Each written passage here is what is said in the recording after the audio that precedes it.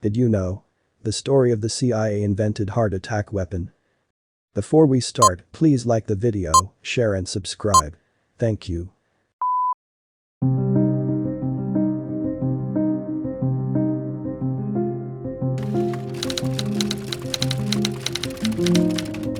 In 1975, more than 30 years of almost unrestricted CIA activity came grinding to a halt before Senator Frank Church on Capitol Hill.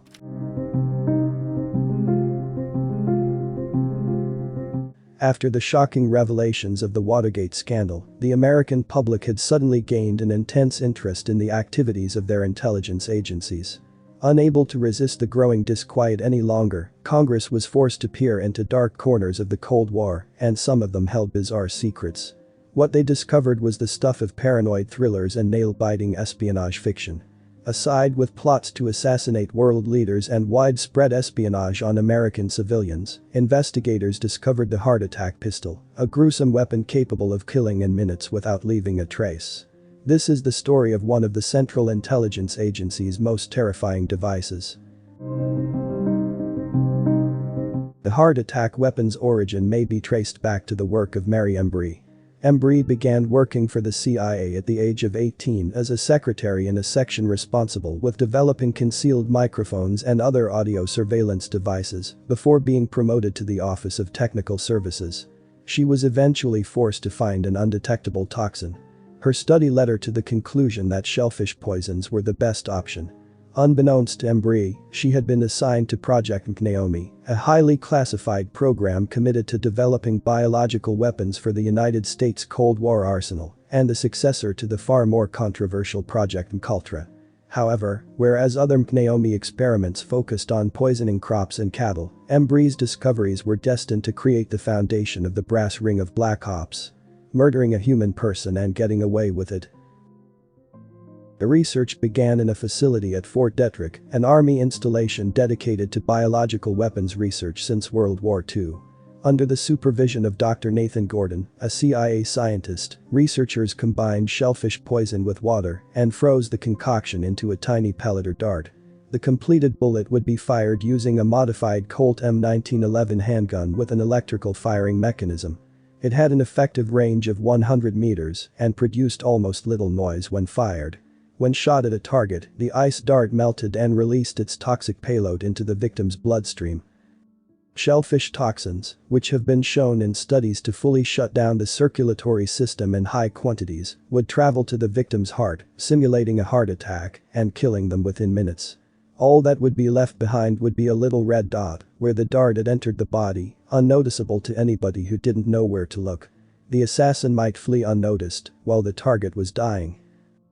The heart attack pistol may have appeared to be a far-fetched plot device from a spy thriller, but the CIA had reason to believe it would function flawlessly. After all, KGB hitman Bohdan Stashinsky had successfully utilized a comparable cruder device not once, but twice, in 1957 and 1959. Embry claimed years after leaving the CIA that the modified pistol, known as a non-discernible microbinoculator, had been tried on animals and inmates with tremendous success. The heart attack weapon, along with a number of other Naomi innovations, might not have been discovered if it hadn't been for a rising awareness of illicit actions carried out by the United States intelligence establishment.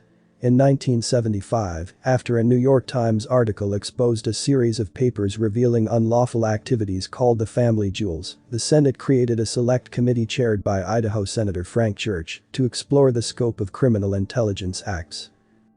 The Church Committee quickly learned that Naomi had been closed down by former President Richard Nixon in 1970. They also learned that Dr. Gordon had secreted 5.9 grams of shellfish toxin, nearly a third of all shellfish toxin ever produced at the time, and vials of toxin derived from cobra venom in a Washington, D.C. laboratory, against the orders of Dr. Sidney Gottlieb, the enigmatic head of Project Cultra. The committee also looked into suspected sanctioned murder plots against leaders such as Cuba's Fidel Castro, Congo's Patrice Lumumba, and Dominican tyrant Rafael Trujillo. In a widely publicized hearing, CIA Director William Colby personally was asked to appear before the committee. He took the heart attack pistol with him, enabling committee members to handle it as they questioned him about its invention, nature, and usage. It's unclear what happened to the pistol following its one public showing. It is also uncertain whether the weapon was ever utilized. The poison might have been used as a death pill for American operatives or as a potent tranquilizer and was kept aside for one mission, but as Colby stated, we are aware that the operation was not in fact executed. Partly as a result of the Church Committee's conclusions, President Gerald Ford signed an executive order in 1976 prohibiting any government employee from engaging in or conspiring to participate in political assassination. If there was ever an age of the heart attack weapon, it came to an end when the order was issued, putting the CIA's most notoriously hidden and brutal years to an end.